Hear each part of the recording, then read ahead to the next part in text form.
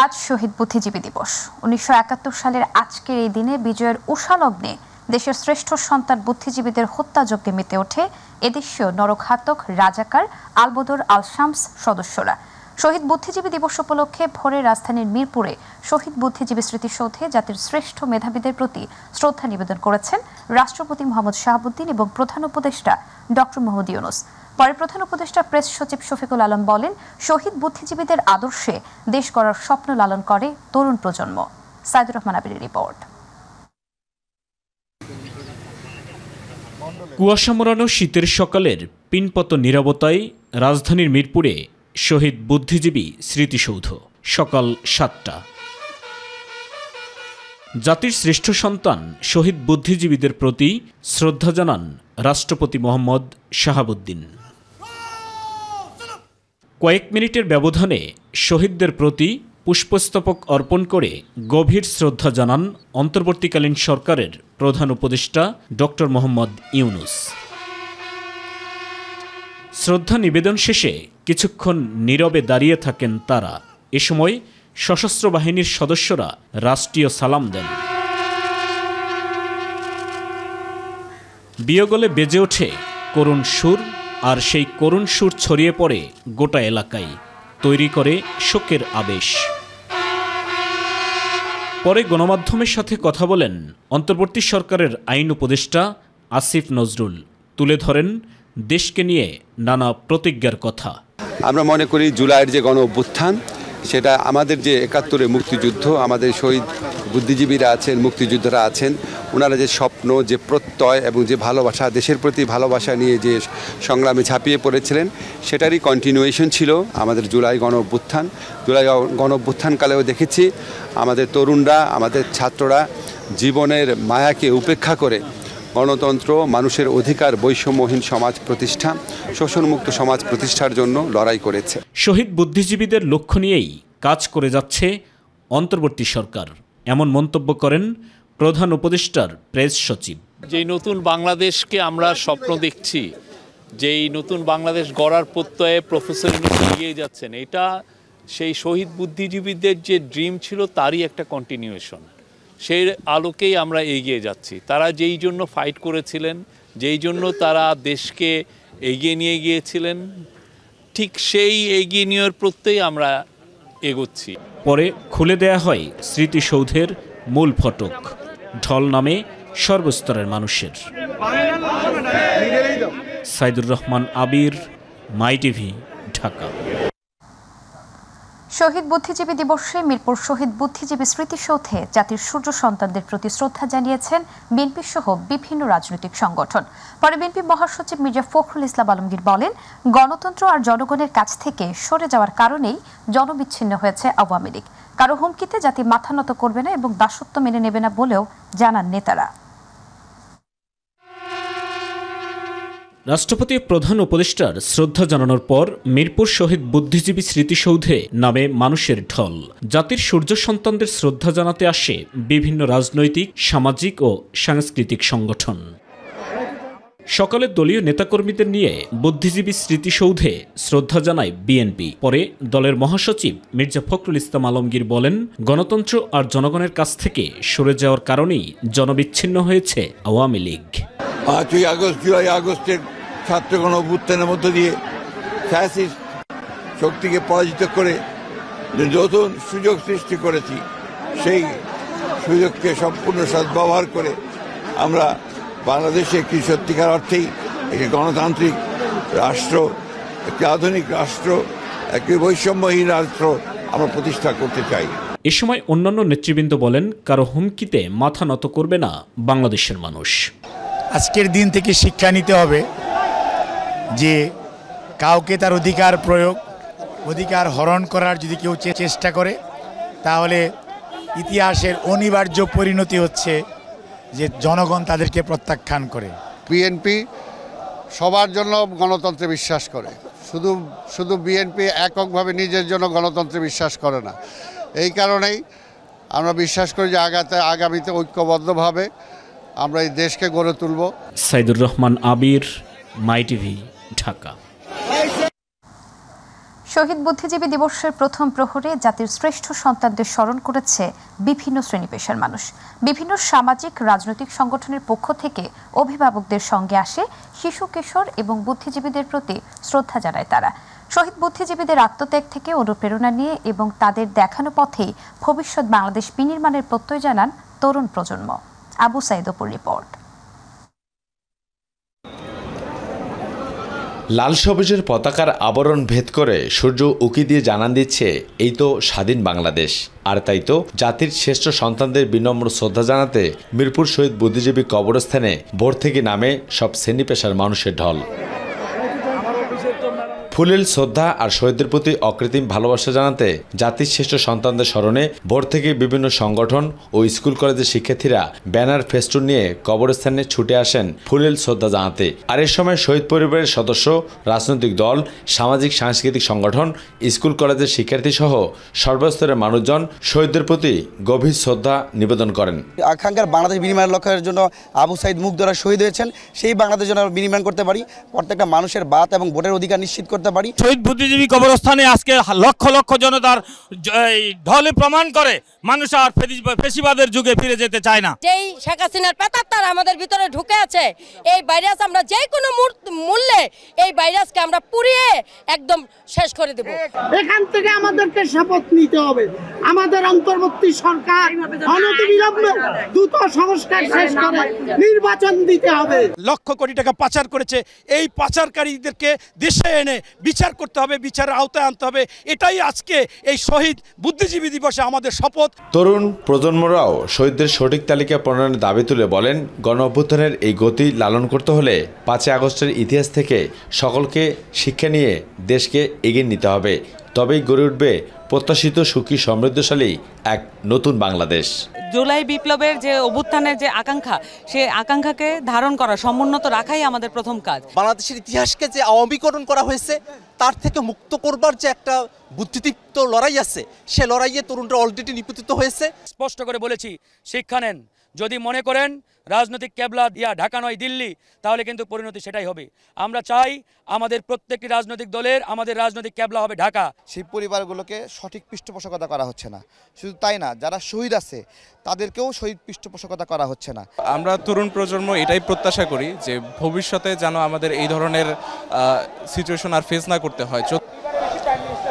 যেসব বুদ্ধিজীবীকে বাসা থেকে ডেকে এনে জাতিকে মেধাশূন্য করতে নৃশংস আর নির্মমভাবে হত্যা করা হয়েছিল, তাদের বিচারের দাবি এখনও সবার মুখে মুখে। তবে যারা জাতিকে মেধাশূন্য করতে এই অপকর্ম করেছেন এবং নৃশংসভাবে হত্যা করেছেন, তাদেরকে দৃষ্টান্তমূলক শাস্তির দাবি এখনও নিশ্চিত করা যেতে পারে বলে মনে করেন এখানে আগত সর্বশ্রেণীর মানুষজন। শহীদ বুদ্ধিজীবী কবরস্থান থেকে আবু সাইদ অপু, মাই টিভি, ঢাকা। এদিকে শহীদ বুদ্ধিজীবী দিবসে রায়েরবাজার বৌদ্ধভূমি স্মৃতিসৌধে নামে সর্বসাধারণের ঢল। ফুল দিয়ে জাতির শ্রেষ্ঠ সন্তানদের স্মরণ করেছেন সকলেই।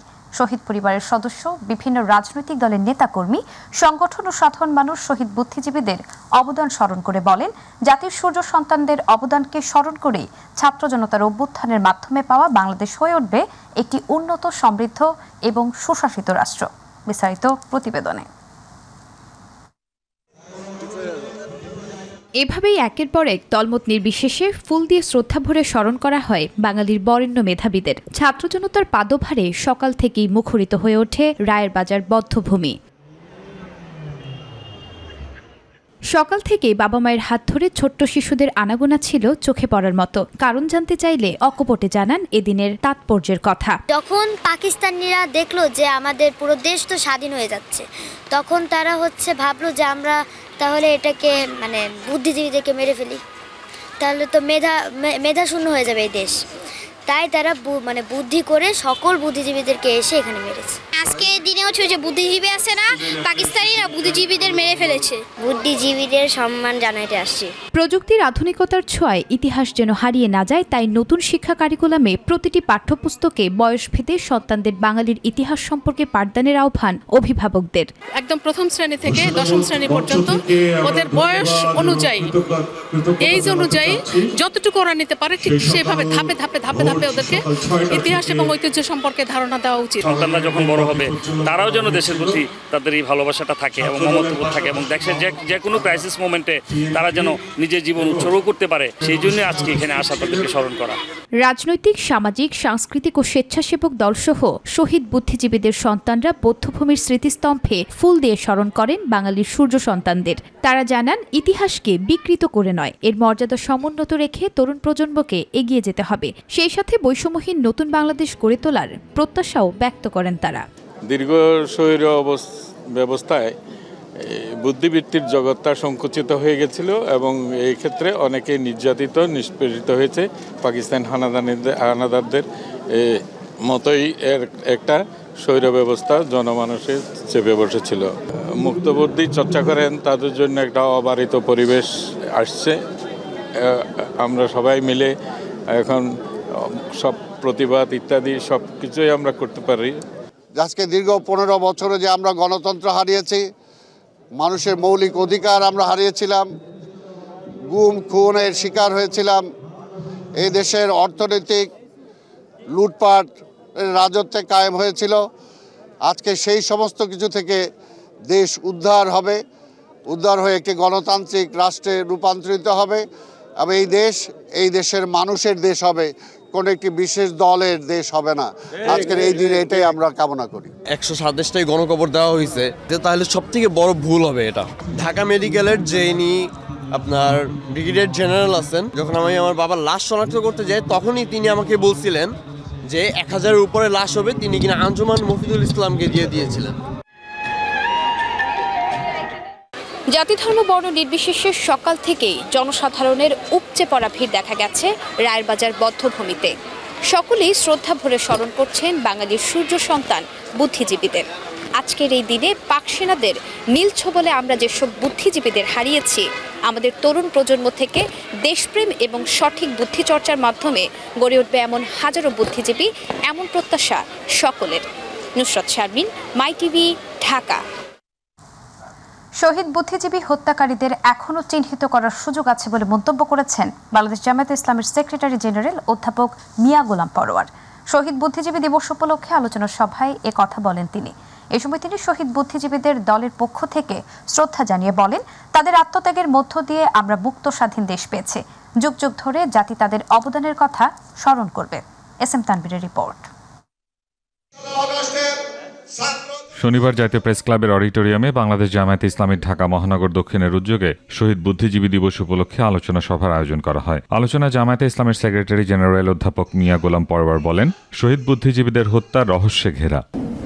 ফলে রহস্যে ঘেরা এই বুদ্ধিজীবী হত্যার প্রকৃত রূপ, প্রকৃত হত্যাকারী খুঁজে বের করার কাজটা মনে এখনো সম্পন্ন হয়নি। প্রকৃত হত্যাকারী কারা হতে পারে সেটা এখনো আমাদের চিহ্নিত করার সুযোগ আছে। এ সময় তিনি ভারতের ভূমিকার কথা তুলে ধরে বলেন, স্বাধীনতা যুদ্ধের 53 বছর পরেও ভারত বাংলাদেশের বিশ্বস্ত বন্ধুর পরিচয় দিতে পারেনি। চতুর্দিকে ঘেরাও করা একটি প্রতিবেশী দেশ, কেন আমরা তাদের শত্রু ভাবতে যাব? আমাদের দেশের পররাষ্ট্রনীতিতে যেমন বলা হয়েছে, কারোর সাথে শত্রুতা নয়, সকলের সাথে বন্ধুত্ব, সৌহার্দ্যপূর্ণ। কোন দেশ, কোন রাষ্ট্র, কোন দেশের জনগণ আমাদের শত্রু নয়। কিন্তু বিভিন্ন সময় ওই দেশের শাসন ক্ষমতা যারা অধিষ্ঠিত হন, সেই শাসকরা কখনোই বাংলাদেশের সাথে বিশ্বস্ত বন্ধুত্বের পরিচয় দেয় নাই। 1971 সালে বুদ্ধিজীবীদের কারা হত্যা করল তা আজও জাতির সামনে তুলে ধরা হয়নি। প্রকৃত দোষীদের খুঁজে বের করার আহ্বান জানান জামায়াত নেতারা। শহীদ বুদ্ধিজীবী দিবসের আজকের সবচেয়ে বড় আহ্বান হবে এটা যে আমাদের সেই সমস্ত সৎ, দক্ষ, যোগ্য, মেধাবী অফিসারদের যাদেরকে বঞ্চিত করা হয়েছে তাদেরকে বসিয়ে ওই শহীদদের রক্তের বদলা আজকে বাংলাদেশ যেন গ্রহণ করে। এস এম তানভীর, মাই টিভি, ঢাকা। শারীরিক প্রতিবন্ধকতা যেন বৈষম্য তৈরি করতে না পারে, তাই প্রতিবন্ধীদের জন্য আলাদা দফতর তৈরি করা হবে বলে ঘোষণা দিয়েছেন বিএনপির ভারপ্রাপ্ত চেয়ারম্যান তারেক রহমান। বিকেলে প্রতিবন্ধীদের সাথে অনলাইনে যুক্ত হয়ে মতবিনিময় সভায় তিনি এই ঘোষণা দেন। তারেক রহমান বলেন, মানুষের ভোটে বিএনপি ক্ষমতায় গেলে প্রতিবন্ধীদের সাথে নিয়ে একটি সুখী, সমৃদ্ধ, বৈষম্যহীন বাংলাদেশ গড়ে তোলা হবে। ইউসুফ আলীর রিপোর্ট। রাজধানীর এলজিইডি ভবনে সমাজের অবহেলিত প্রতিবন্ধী বিভিন্ন শ্রেণী পেশার মানুষের সাথে অনলাইনে মতবিনিময় সভায় ভার্চুয়ালি যুক্ত হন বিএনপির ভারপ্রাপ্ত চেয়ারম্যান তারেক রহমান। এ সময় প্রতিবন্ধীরা নানা সমস্যা তুলে ধরেন। বিএনপির ভারপ্রাপ্ত চেয়ারম্যান তারেক রহমান বলেন, কোনো ধরনের বাধা যাতে শারীরিক প্রতিবন্ধীদের পথকে রুদ্ধ করতে না পারে সেজন্য উদ্যোগ নেওয়া হবে। আমরা একটি স্বতন্ত্র, যেটি আমাদের চিন্তার মধ্যে আছে, একটি স্বতন্ত্র অধিদপ্তর প্রতিষ্ঠা করার উদ্যোগ নেওয়া, যা প্রতিবন্ধী ব্যক্তিদের, প্রতিবন্ধী ভাইদের, বোনদের জন্য সুনির্দিষ্ট কার্যক্রম পরিচালনার পাশাপাশি বিভিন্ন মন্ত্রণালয় বা বিভাগের কার্যক্রম সমন্বয় করবে। প্রতিবন্ধীদের সমাজের বোঝা না ভেবে তাদের সম্পদে পরিণত করা যেতে পারে বলে মনে করেন তারেক রহমান। আমি দৃঢ়ভাবে বিশ্বাস করি যে আপনারা প্রতিবন্ধী ভাই বোনেরা বা মানুষেরা, আপনারা আমাদের পরিবারের অংশ, সমাজের অংশ এবং দেশের অংশ। আমাদের জীবন এবং সংগ্রামে আমাদেরকে শেখায় যে কর্মদক্ষতা, সক্ষমতা বা কাজের সামর্থ্য কেবল শারীরিক বা মানসিক অবস্থার মধ্যে বা মাধ্যমে কিন্তু নির্ধারিত হয় না। সকল প্রতিকূলতা পেরিয়ে সামনে এগিয়ে যাওয়ার যে অদম্য ইচ্ছাশক্তি এবং আল্লাহ তাআলার দেওয়া পরীক্ষাগুলোকে হাসি মুখে গ্রহণ করার যে সাহস আপনাদের রয়েছে, সেটি কিন্তু সত্যিকারের সক্ষমতার পরিচয়। জনগণ দেশ পরিচালনার দায়িত্ব দিলে বিএনপি অন্যান্য পেশার মানুষের পাশাপাশি প্রতিবন্ধীদের সাথে নিয়ে বৈষম্যহীন বাংলাদেশ গড়ে তুলবেন বলেও জানান বিএনপির ভারপ্রাপ্ত চেয়ারম্যান তারেক রহমান। বাংলাদেশ জাতীয়তাবাদী দল বিএনপি জনগণের সমর্থনে রাষ্ট্র পরিচালনার দায়িত্ব পেলে আমাদের সর্বোচ্চ চেষ্টা থাকবে, আমরা সবসময় আপনাদের পাশে থাকব। আমি বিশ্বাস করি আপনারা কেউ প্রতিবন্ধী নন, বরং আপনারা সকলে বিশেষভাবে সক্ষম নাগরিক। আপনাদেরকে প্রতিশ্রুতি দিতে চাই, আগামীর বাংলাদেশে শারীরিক সীমাবদ্ধতার কারণে যেন কাউকে বৈষম্যের শিকার না হতে হয়, পিছিয়ে না রাখে, সেই বহুমুখী উদ্যোগ নিয়ে জীবন যুদ্ধে বিজয়ের অজস্র প্রেরণাদায়ী গল্প সৃষ্টি করা হবে। একসাথে কাজ করে আমরা একটি সমাজ গড়ে তুলতে চাই, গড়ে তোলার পরিকল্পনা করি, ইচ্ছা রাখি, প্রত্যাশা রেখে, যেখানে প্রতিটি মানুষ তার পূর্ণ সম্ভাবনায় পৌঁছতে পারবে ইনশাআল্লাহ। ইউসুফ আলী, মাইটিভি, ঢাকা। অন্তর্বর্তী সরকারের প্রধান উপদেষ্টার প্রেস সচিব শফিকুল আলম বলেছেন, অন্তর্বর্তী সরকার কোনো সাংবাদিককে বা কোনো সংবাদপত্রে বিন্দুমাত্র হস্তক্ষেপ করেনি, করবেও না। সরকারের উদ্দেশ্যই হচ্ছে মুক্ত গণমাধ্যম, মুক্ত সাংবাদিকতা। ঢাকা রিপোর্টার্স ইউনিটিতে নতুন বাংলাদেশ গঠনে গণমাধ্যমের ভূমিকা শীর্ষক আলোচনায় তিনি এসব কথা বলেন। এ সময় সংবাদ সংগ্রহে নিয়োজিত গণমাধ্যম কর্মীদের নিরাপত্তা নিশ্চিতে সংশ্লিষ্ট কর্তৃপক্ষের প্রতি আহ্বান জানান সাংবাদিক সংগঠনের নেতাকর্মীরা। মাহবুব সৈকতের রিপোর্ট। ঢাকা রিপোর্টার্স ইউনিটিতে নতুন বাংলাদেশ গঠনে গণমাধ্যমের ভূমিকা শীর্ষক আলোচনা সভায় অংশ নেন বিভিন্ন সাংবাদিক সংগঠনের নেতারা। ফ্যাসিস্ট সরকারের বিরুদ্ধে আমাদের যে সংগ্রাম, সেটা আমি মনে করি আরো 15 বছর আগে থেকেই শুরু হয়েছে। আমাদের এই সময়টা এসেছে যে এই ধরনের সংস্কৃতি থেকে বের হয়ে সঠিক সাংবাদিকতা করার সময়। গণমানুষের অধিকার প্রতিষ্ঠায় সরব থাকলেও গণমাধ্যম কর্মীরা নিজেদের অধিকার থেকে বঞ্চিত বলে মন্তব্য করেন বক্তারা। বাক স্বাধীনতা, গণমাধ্যমের কথা বলার স্বাধীনতার জন্যই তো আমরা দীর্ঘ 15 বছর এবং এর আগেও আমাদের যারা সিনিয়র আছেন তারা লড়াই করেছেন, সংগ্রাম করেছেন। গণমাধ্যমের যে ভূমিকা রয়েছে, যে ভূমিকা তারা নানা বৈরিতার মধ্য দিয়েও পালন করেছেন, আমি মনে করি সামনে সেই ভূমিকা অব্যাহত রাখবেন। আমরা ফ্যাসিবাদের বিরুদ্ধে অবস্থান নিয়েছিল, তেমনি বর্তমান প্রেক্ষিতেও আন্তর্জাতিক ষড়যন্ত্র মোকাবেলায় সরব থাকার কথা প্রত্যাশা করেন বক্তারা।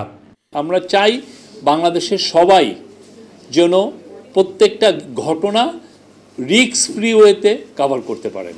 ফুল স্বাধীনতা, কারো কোনো স্বাধীনতায় আমরা 1 ইঞ্চি পর্যন্ত আটকাবো না। বাংলাদেশকে অস্থিতিশীল করার কিভাবে চেষ্টা হচ্ছে, পার্শ্ববর্তী দেশের গণমাধ্যম কিভাবে প্রতিনিয়ত মিথ্যা, বানোয়াট সকল গুজব ওদের মূলধারার গণমাধ্যমে পর্যন্ত প্রচারণা হচ্ছে, সেটা আমরা দেখছি। সেই জায়গায় লড়াইটা আমাদের গণমাধ্যমের যেমন ছিল, তা আমার মনে হয় আগের তুলনায় গণমাধ্যমের লড়াইটা আরও বাড়ল। অনুষ্ঠানে জুলাই বিপ্লবে সাহসী ভূমিকা রাখার জন্য গণমাধ্যম কর্মীদের মধ্য থেকে 12 জনকে সম্মাননা প্রদান করে মাস্তুল ফাউন্ডেশন। ফটোজ দেওয়া অবস্থা, তখন আমাকে পিছন থেকে আগুনের উপরে ধাক্কা দিয়ে ফেলে দিল। মাহবুব সৈকত, মাইটিভি, ঢাকা। গণঅভ্যুত্থানের বিশ্বাসের সঙ্গে বেইমানি করলে অন্তর্বর্তী সরকারকেও ছাড় দেওয়া হবে না বলে হুঁশিয়ারি দিয়েছেন জুলাই শহীদ স্মৃতি ফাউন্ডেশনের সাধারণ সম্পাদক সার্জিস আলম।